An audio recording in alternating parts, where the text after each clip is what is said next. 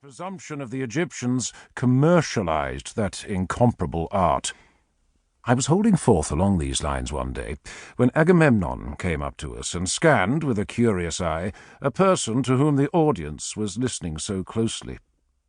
He would not permit me to declaim longer in the portico than he himself had sweat in the school, but exclaimed, "Your sentiments do not reflect the public taste, young man, and you are a lover of common sense, which is still more unusual.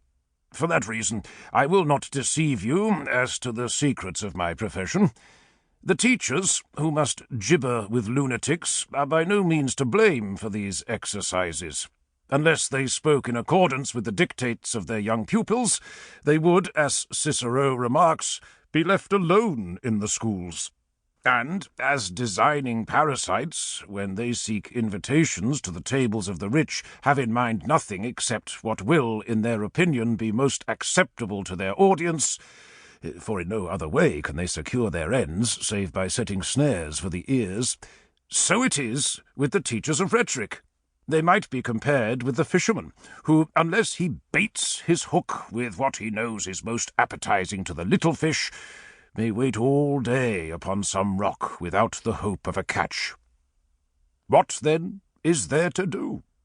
The parents, who are unwilling to permit their children to undergo a course of training under strict discipline, are the ones who deserve the reproof. In the first place, everything they possess, including the children, is devoted to ambition.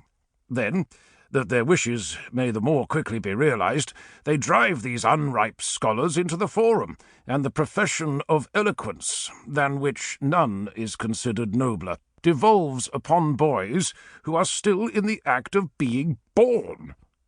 If, however, they would permit a graded course of study to be prescribed, in order that studious boys might ripen their minds by diligent reading, balance their judgment by precepts of wisdom, correct their compositions with an unsparing pen, hear at length what they ought to imitate, and be convinced that nothing can be sublime when it is designed to catch the fancy of boys, then the grand style of oratory would immediately recover the weight and splendour of its majesty.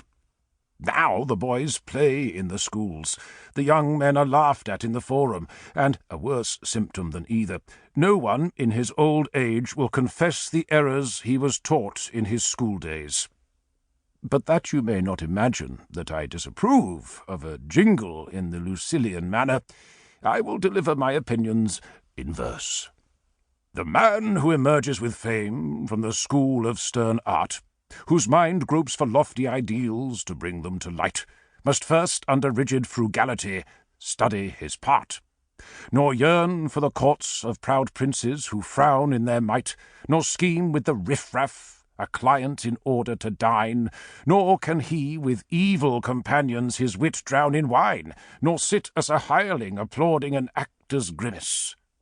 But whether the fortress of arms-bearing Tritonus smile upon him, or land which the Spartan colonials grace, or home of the Sirens, with poetry let him beguile the years of young manhood, and at the Maeonian spring his fortunate soul drink its fill.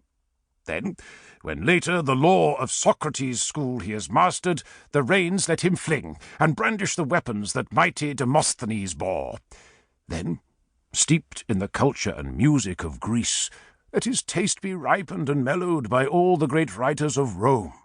At first, let him haunt not the courts. Let his pages be graced by ringing and rhythmic effusions composed in his home. Next, banquets and wars be his theme, sung in soul-stirring chant, in eloquent words such as undaunted Cicero chose. Come! Gird up thy soul.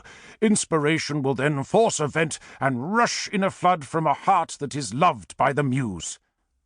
I was listening so attentively to this speech that I did not notice the flight of Ascyltos, and while I was pacing the gardens, engulfed in this flood-tide of rhetoric, a large crowd of students came out upon the portico, having, it would seem, just listened to an extemporaneous declamation of I know not whom, the speaker of which had taken exceptions to the speech of Agamemnon.